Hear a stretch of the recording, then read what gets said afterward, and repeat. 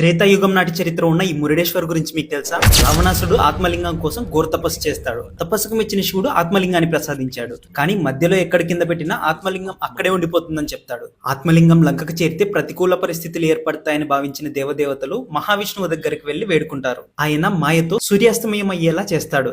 నారదుడు వినాయకుడి దగ్గరికి వెళ్లి ఎలా అయినా ఆ లింగం లంకకు చేరకుండా చూడమని అడుగుతాడు. వినాయకుడు చిన్న బ్రాహ్మణుడి వేషంలో రావణుడు ఉన్న దగ్గరికి వెళ్తాడు. సాయంత్రం అయిందని భావించి సంధ్యావందనం చేసుకోవడం కోసం పక్కనే ఉన్న పిల్లాడిని పిలిచి, కాసేపు శివలింగాన్ని పట్టుకో, నేను సంధ్యావందనం చేసుకొస్తానని అడుగుతాడు. అప్పుడు ఆ పిల్లాడు, అలానే, కానీ నేను బరువు ఎక్కువ అయితే 3 సార్లు పిలుస్తాను, అప్పటికీ రాకపోతే కింద పెట్టేస్తానని చెప్తాడు. సరే అని రావణుడు సంధ్యావందనం చేసుకుంటుండగా వినాయకుడు 3 సార్లు పిలిచి శివలింగాన్ని కింద పెట్టేస్తాడు. కింద పెట్టాడన్న కోపంతో రావణాసురుడు వినాయకుడి నెత్తి మీద మొటిక్కాయలు వేస్తాడు. కింద పెట్టిన శివలింగం ఎంత ప్రయత్నించినా రాదు. ఇక ఆగ్రహానికి గురైన రావణాసురుడు శివలింగాన్ని ప్రకలించి పడేస్తాడు. శివలింగాన్ని కింద పెట్టిన స్థలమే గోకర్ణ.